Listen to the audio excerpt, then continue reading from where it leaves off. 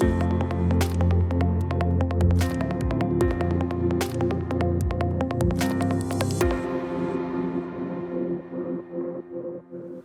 there, Kim Baker here with the Gallatin Area Chamber of Commerce, and we are back today with another episode of Community Corner. Our hope once again is that this information today helps you find yourself on the corner of commerce and community.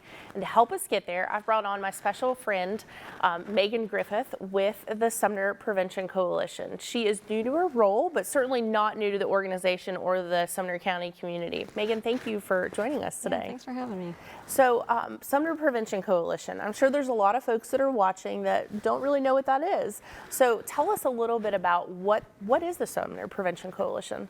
Well, we were started in 2006 by Judges Jane Wheatcraft and James Hunter, and then District Attorney Ray Whitley. They were seeing cases on a regular basis that the root of it came down to drug or alcohol issues, and they decided they wanted to start some organization to do something about it. It started as Sumner County Anti-Drug Coalition. We've rebranded into Sumner Prevention Coalition, but basically we just want to bring the community together to, get drug and alcohol issues out of Sumner County. We know they'll never be out entirely, but whatever we can do to educate people and bring awareness to these issues, that's what our mission is. We just want to make a healthier community all around.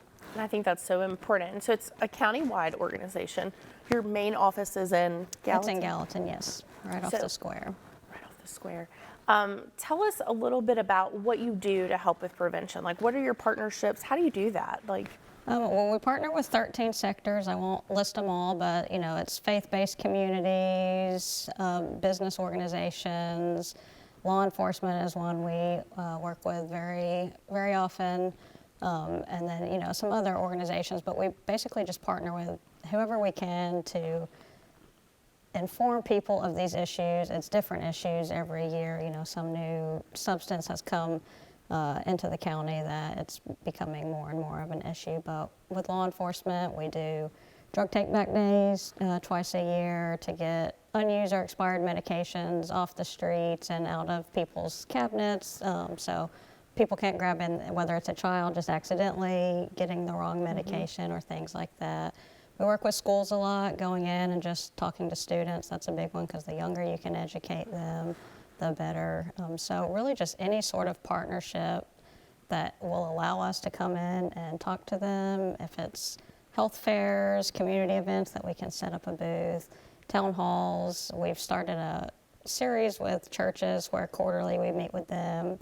We meet with different pastors, church volunteers, and bring them together and just sort of talk about what they're seeing in their churches with mental health issues, substance misuse issues, and what they can do to help each other and what we can do to help them and just point them in the right direction for resources for their congregation and staff and whoever else might need it in their community. Awesome. I've heard about those, and I've heard a lot of our faith leaders really appreciative of that connection and having that open dialogue that I think so often the church kind of doesn't talk about. Right. And so I think it's good that we're talking about that.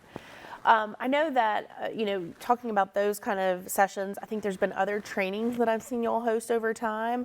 A Narcan training, have y'all? Yeah, so we host overdose prevention trainings in conjunction with our regional overdose prevention specialists that every county has. And so the format of those has kind of changed. It used to be monthly. You can do it at least monthly online. They're sort of going to start to be pop-up locations throughout Sumner County, so it won't just be in Gallatin like it's been previously, but they're going to try to spread them out and reach more people. But you just go and you have a discussion with our regional overdose prevention specialist. They'll kind of tell you about the overdose issues in Sumner County, which unfortunately are growing every year, and basically just how you would handle it if you find somebody that you suspect has had an opioid overdose and how to revive them and get them help. And then at the end of the training, you'll actually receive a naloxone kit, which is the drug, it's a nasal spray to actually revive them. And it's a simple procedure to do. It's literally you just stick it in the nostril and spray it, but you'll get other information with it. But it's a life-saving program. They've distributed several 100 kits just in Sumner County. Wow. So yeah, and law enforcement is carrying it now too. So On that's, person. yes. And then I think I read something recently, I think Sheriff Weatherford is advocating for SROs. Right, yeah. The SROs have them. They're actually trying to get them in the schools. So it's like a designated. An SRO, for those that are watching, that's a school resource officer. They are part of the sheriff's office, and they work directly with our schools. So. The lock boxes. I think that's something interesting that a lot of people may not think about. I mean, I know as a parent, you get prescription drugs that you're legally allowed to have and Right. prescribed to, but then, you talk about what do you do with them afterwards, or what do you do with them and how do you store them while you have them? Right, yeah, so anybody can come to us, anyone within Sumner County can come to us. We will give you a free lock box because we do want you to store your medications securely and keep them, whether it's just somebody's coming to work on your house. We've had a lot of stories where a repairman or something has come in and is unfortunately in addiction, and they just maybe find this in your medicine cabinet that's not locked up and might take something. But also it happens unfortunately a lot with kids, whether taking it on purpose or just accidentally grabbing the wrong thing. But so if you've got it in a locked box, that'll keep people out of it that don't need to be in it. But we have heard we do surveys yearly, and most of the people that have gotten prescription medication that's not prescribed to them, it has been just taking it from their own cabinet or a friend's cabinet. They're not having to buy it off the street or anything like that. It's just they're finding it unsecured in people's houses. So that is a big push we do, is lock up your medications. If you don't have a drawer or cabinet at your house that will lock, we will gladly provide anyone with a locked cabinet with a locked box for it. That's awesome. That's a great, I think, service and resource. You mentioned about strong partnerships with law enforcement. I think a series of the CIT training just wrapped up. Tell everybody about that and what CIT is. So the crisis intervention team, they are trained specifically to go on calls where there's a mental health crisis, and instead of just tossing those people in jail, they learn to de-escalate the situation, try to get to the root of the problem, and find them help. They don't necessarily haul them off to jail. They might call the crisis helpline, do a number of different things. But so they've started, not monthly, but about every other month, training a new group of 40 officers. From all over the county, From all right? over the county, a lot. The trainings are usually held in Gallatin, and it's a chunk of Gallatin officers, but there's Sumner County Sheriff's officers, Hendersonville, Goodlettsville, Portland, White House, Westmoreland. They come from all over the county. So this is a service that's being expanded pretty quickly and countywide. So I think it has already done a lot of good. In fact, last year Sumner County was recognized by the state as the top crisis intervention team training sort of area. So they're doing really great things, but so we partner with them on that some and just try to support the officers any way we can. Awesome. Some fun stuff. I think, obviously you're a nonprofit, so your funding comes from grants. Yeah, we've got 3 state grants and 1 federal grant that we're mostly funded from, and then we apply for some local grants here and there too. And then you have one large fundraiser each year. We do, the rodeo. That's our only fundraiser throughout the year. This year will be our 13th. Wow. Yeah, and it would have been our 15th. We took a couple years off for COVID, but so yeah, we've done it for 13 years. This will be our 13th. And it's June 9th and 10th this year, Triple Creek Park.